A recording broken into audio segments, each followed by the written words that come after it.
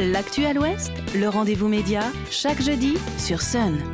Bonjour à toutes et à tous et bienvenue dans ce nouveau rendez-vous média. Aujourd'hui, nous recevons pour la première fois de la saison nos partenaires de Médiacité. Thibaut Dumas, bonjour. Bonjour. Vous signez cette semaine une enquête sur la Gardienne des Ténèbres, la nouvelle construction pharaonique du Hellfest. Alors déjà, qui est cette gardienne ? Alors cette gardienne, c'est un peu l'équivalent, en tout cas en projet, de l'éléphant qu'on a à Nantes.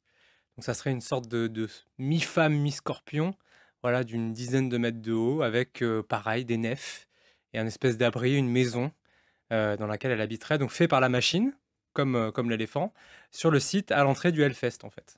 Donc c'est là le nouveau projet. Alors là, pour le coup, on va en parler. Un projet assez pharaonique. Qu'est-ce qui vous a donné, vous, envie d'enquêter sur ce sujet ? Ce qui est intéressant, c'est que c'est deux acteurs culturels nantais majeurs, donc la machine qu'on connaît bien, qui touche beaucoup d'argent public et qui est un peu le symbole du renouveau culturel de Nantes. Et de l'autre côté, le Hellfest, dans le vignoble, voilà, un des plus gros festivals de France, parfois même le plus gros certaines années. Donc c'était intéressant de s'intéresser à ces deux acteurs culturels majeurs. Parce que c'est effectivement la question des financements qui est au cœur de votre article. Alors, en mai dernier, on parlait d'un coût de construction de 12,5 millions d'euros. C'était une somme qui avait été alors démentie par la compagnie des machines, qui, elle, évoquait un coût de 3,8 millions d'euros, entièrement couvert par le Hellfest. Qu'en est-il vraiment ? Alors, ce qui est un peu compliqué dans le montage, c'est que 12,5 millions, c'est le budget global en fait pour cette gardienne et tout un parvis qu'il y a autour. Parce qu'il va y avoir des constructions autour, une brasserie, les fameuses nefs, des jeux, du merchandising.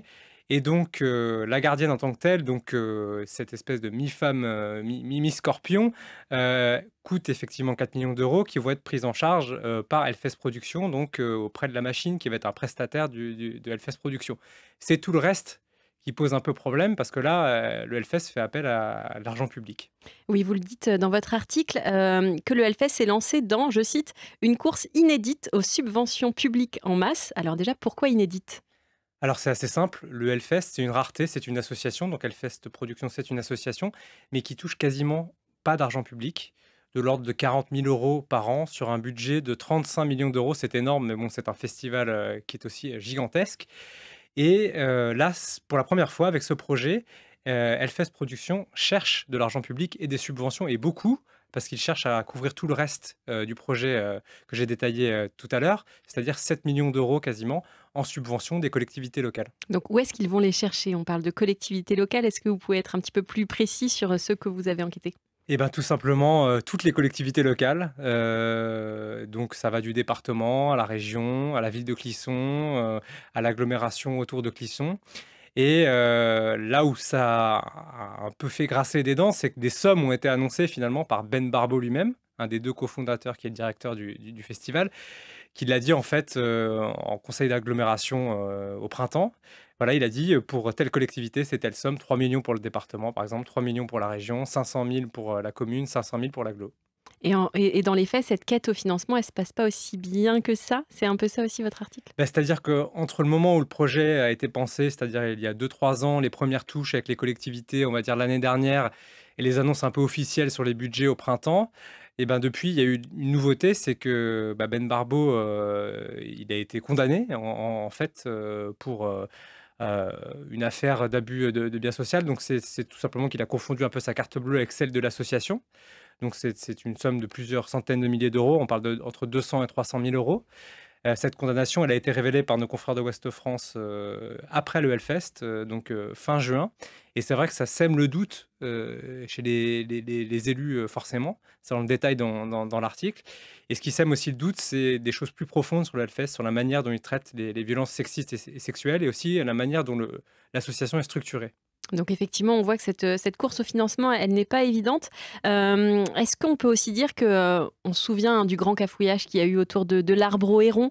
Est-ce que vous avez senti dans votre enquête aujourd'hui peut-être une réticence des élus de s'engager sur ces projets un petit peu pharaoniques ? Est-ce qu'on est plus dans une tendance comme ça d'avancer à tâtons sur ce type de projet ? Clairement, il y a une similitude là-dessus. Je pense que pour les élus d'un territoire comme Clisson, il y a un intérêt à avoir tout d'un coup un site touristique toute l'année, parce que c'est ça l'ambition que serait cette gardienne des ténèbres. Et en même temps, est-ce qu'on doit mettre de l'argent public dans un projet qui est finalement aussi un projet commercial de Hellfest Productions ? Et c'est amusant parce que c'est un peu les mêmes acteurs. Ben Barbeau a soutenu l'Arbre Héron. L'Arbre Héron, c'était la machine. Voilà, donc c'est sûr qu'il y a des problématiques qui se posent à ce niveau-là, avec une différence cependant, c'est que l'Arbre Héron, c'était un terrain public. C'était porté avant tout par Nantes Métropole. Là, on est sur un terrain privé et le projet est avant tout celui du Hellfest. Et puis aussi avec cette idée que le Hellfest aujourd'hui, c'est un événement majeur pour le territoire. Est-ce que vous avez senti aussi que les élus, ils ont tous envie quand même de participer à cet événement, d'en faire partie, d'avoir aussi leur carte à jouer? Tout à fait. Et c'est vrai que Ben Barbeau, de ce point de vue-là, c'est un peu voilà, l'enfant chéri du pays qui a réussi un truc incroyable, qui a monté quasiment en partant de zéro, peut-être le plus grand festival de France, je le dis encore, en tout cas un des plus grands événements au monde sur les musiques extrêmes et rock. Donc il y a ça d'un côté. Et de l'autre côté, il y a évidemment comment on gère l'argent public et comment on est sûr que l'argent public, quand on subventionne une structure, est bien utilisé. Avec le Hellfest qui reste finalement une petite structure, vous le rappelez aussi dans votre article. Alors c'est une petite structure, ça dépend de quel point de vue on se place. Au niveau de la gouvernance, oui, parce que pendant très longtemps, il y a eu vraiment un bureau tout petit avec simplement 2 personnes, les 2 cofondateurs dont Ben Barbeau. Et d'un autre côté, on est à plus de 1500 salariés l'été, on est à 7000 bénévoles, donc c'est une petite structure sur la structuration peut-être, mais dans les faits, dans le nombre de personnes gérées et les sommes en jeu, c'est devenu une structure importante.